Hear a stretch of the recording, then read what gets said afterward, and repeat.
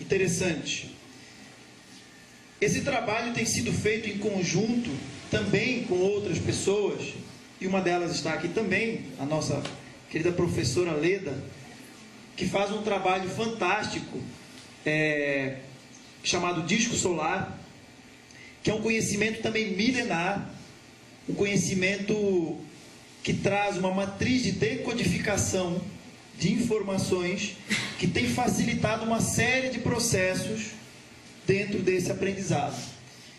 Então a gente também fica o convite para que a gente, depois, quem quiser, a gente pode abrir no final um parágrafo, um parêntese, tanto com o Alberto como com a Leda, para a gente poder expor algo nesse sentido também, que tem a ver então com esse propósito harmonizador planetário, com vórtice e com portais. Além disso, como eu já tinha citado o nosso querido Marino Tadeu, ele faz um trabalho muito interessante relativo à hipnose e regressão, que também nos conduzem apenas com a nossa consciência, sem nenhum tipo de substância externa, que nos coloca realmente num nível diferenciado de consciência, onde a gente tem acesso a vidas paralelas, que às vezes nos trazem benefícios realmente muito profundos. E que o estudo que a gente batizou de onda portadora e onda consciencial. Quando eu digo a gente, é porque a gente mesmo, literalmente nós, não fui eu que batizei isso, não é batismo meu. Eu simplesmente, através desse processo, a gente acessou algo que nós em comum criamos. Apenas isso. Então, essa parte daqui para frente é que é realmente um grande salto. Até aqui, a coisa às vezes fica meio interessante, surrealista, é algo que mexe com a gente, é algo que nos emociona. Mas muitas vezes, quando a gente chega nesse ponto, a gente está comovido, mas ainda não entrou realmente aquele clique que nos posiciona dentro desse processo batizado de onda consciencial. Então o grande objetivo daqui para frente é ouvir o clique, porque a preparação já foi feita, que é todo aquele passo a passo para que a gente veja todas as múltiplas possibilidades. Então a partir de agora a gente vai mergulhar mais profundamente dentro do conceito. Então esse conceito é um conceito que tem que ficar muito bem claro. Então quem não entender, levante a mão quantas vezes necessárias, tá? Porém, logicamente, dentro de uma ordem, para que a gente consiga dialogar. Mas tem que ficar bem claro, tem que ficar bem entendido. E o entendimento, ele é diferenciado, cada um tem o seu meio de permear a informação. Então, por uma questão de analogia, de semelhança, em algo que a gente conhece, que a gente vivencia todos os dias, eu coloquei essa ilustração, que é um radialista, ou mesmo eu aqui, com um microfone. Esse radialista, ele está na sua estação de rádio, transmitindo algo, qualquer informação, uma música, através de um microfone. Tá? É um conceito bem básico que vocês têm que entender, porque a partir desse conceito vocês vão criar um link para o resto que vem a seguir. Tá? Como eu disse desde o início, não tentem associar aos conceitos que vocês têm. Libertem essa parte. Apenas se foquem num simples radialista. Tá? Uma pessoa que está sentada numa rádio, transmitindo as suas palavras por um microfone. Tá? Ele está dando vida à rádio. Ele está transmitindo as suas emoções, os seus pensamentos, através da rádio. Nós temos uma torre que emite esse sinal. Até aqui tudo bem? Tranquilo, todo mundo ouve rádio. Como se processa isso? Processa-se com duas ondas. Tá? A primeira onda é a onda que nos dá a sintonia da nossa rádio. Como assim? Independente se existe ou não um radialista, eu posso ligar a rádio num determinado horário que não tem ninguém lá falando. Tá? Tem rádios que não trabalham 24 horas por dia. Só que eu posso ligar o meu rádio e colocar 107.2. Está lá. e não escuto nada porque não existe o radialista. Mas o que é preciso ficar bem claro é que, independente que o radialista esteja ou não, eu posso sintonizar 107.2. E ao sintonizar, a estação de rádio está emitindo um sinal constante de 107.2. Não muda, não altera. Isso é registrado na Anatel, ok? Se eu quiser transmitir algum sinal, eu tenho que ir lá e dizer qual a frequência disponível. E eu registro essa frequência, porque senão vira bagunça. Vocês já imaginaram todo mundo querendo transmitir na mesma frequência? Então isso é bem catalogado, bem cadastrado, bem caracterizado. Até aqui tudo bem. Esse conceito ele é bem simples, desde que vocês não tentem nesse momento fazer links com filosofias ou idealismo. Não, apenas um rádio, tá? Então reparem, a partir do momento que o radialista aparece em cena e que fala no microfone, não é voz que ele está transmitindo. Essa voz não é captada pelo microfone e se torna um impulso elétrico. Quando esse impulso elétrico, a voz dele, ok? Chegou no microfone e transmite na antena a voz. Mas a voz dele tem uma frequência própria. Tem altos e baixos, como a voz de todo mundo. A voz dele não é 107.2 MHz, de ninguém. Até porque a nossa frequência vocal é outra, não essa, com tanta amplitude. Tá? Então reparem, quando o radialista coloca a sua voz no microfone, ele vai depositar a sua onda, o seu som, a voz, em cima dessa onda verde constante que transporta a sua voz, assim como um carro, ok? Essa onda verde existe sempre, é a 107.2, ou uma outra rádio qualquer, mas nesse caso, um exemplo, 107.2. Existe uma onda fixa, sempre oscilando 107.2. Quando o radialista fala, outra onda por cima dessa, que aproveita a 107.2 para se propagar. Então, nós em casa, qualquer local, nós escutamos a voz do radialista. Porque o nosso rádio, habilmente, faz um macete.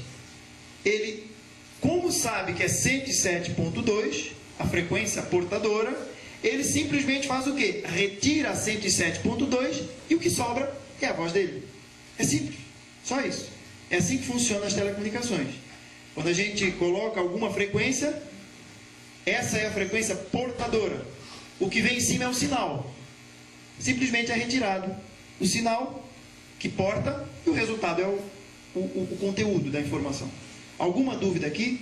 Isso é bem simples, é um princípio de telecomunicações, mas que é utilizado para abordar esse tema. Alguém tem dúvida? Tranquilo?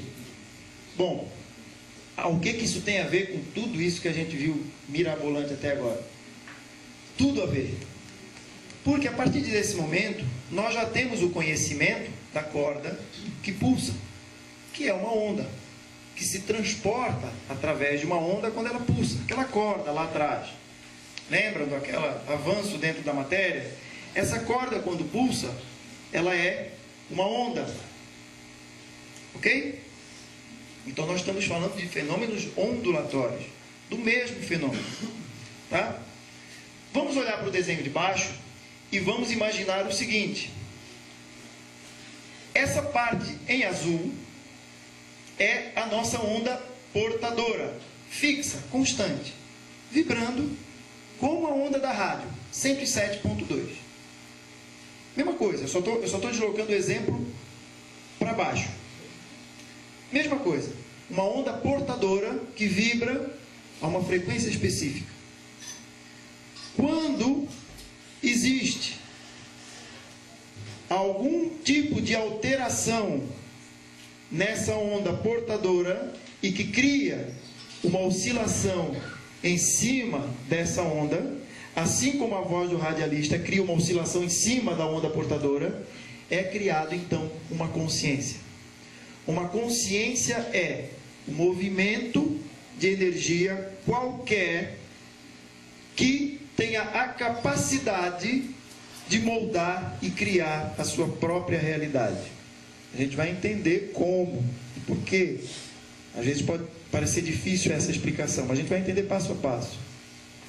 Reparem, essa onda portadora, ela porta consciências.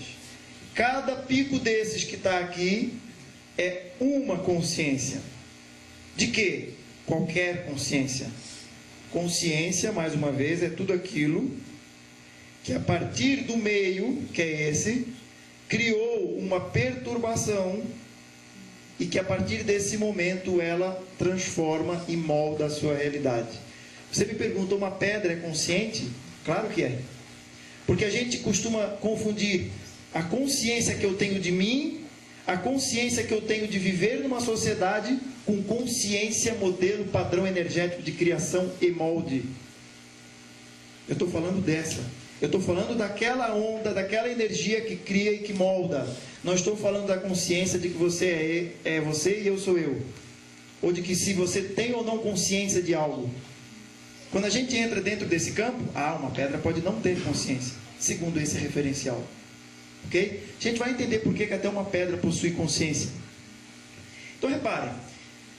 Imaginem essa membrana que está aqui, ó, bem grande. Imaginem essa membrana da seguinte forma, como eu vou desenhar aqui. Imaginem aquela membrana, é isso aqui, ó. Não sei se todo mundo consegue ver. Se está meio apagado, meio... Às vezes o reflexo atrapalha, né? Uma onda. Imaginem uma onda do mar, uma onda do lago, uma onda, tá? Essa onda existe plenamente, certo? A partir, ela tem uma frequência própria, assim como a onda portadora. A partir de um dado momento, em algum lugar dessa onda, acontece o seguinte fenômeno.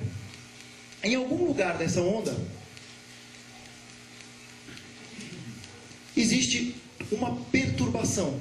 Perturbação é algo que perturba e agita o meio, desloca ele num outro estado, que não aquele que ele tinha anteriormente.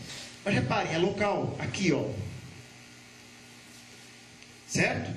Reparem que é a mesma coisa. Assim como essa onda é a onda portadora, e de repente alguém falou que agitou o meio. Essa onda, qual é o material que essa onda vermelha é feita? De que material? Que matéria? Da mesma que essa daqui azul, não é? Porque ela está perturbando a azul.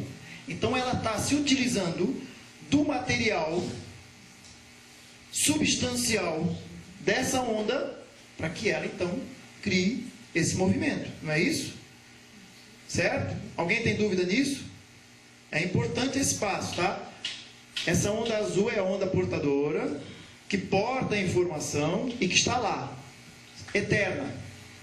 E de repente surge uma onda vermelha, que é uma onda consciencial. Essa onda consciencial, ela utiliza a matéria, o meio de propagação da onda azul, para se alimentar, para se projetar.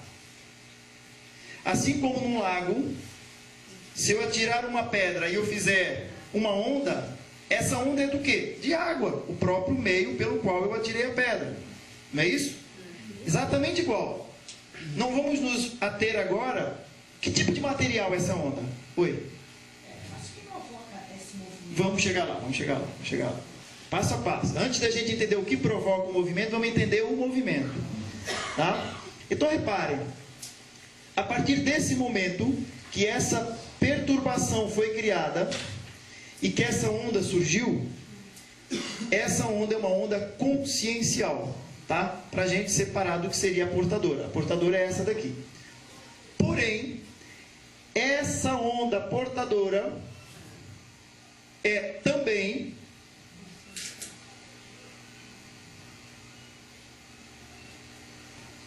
essa onda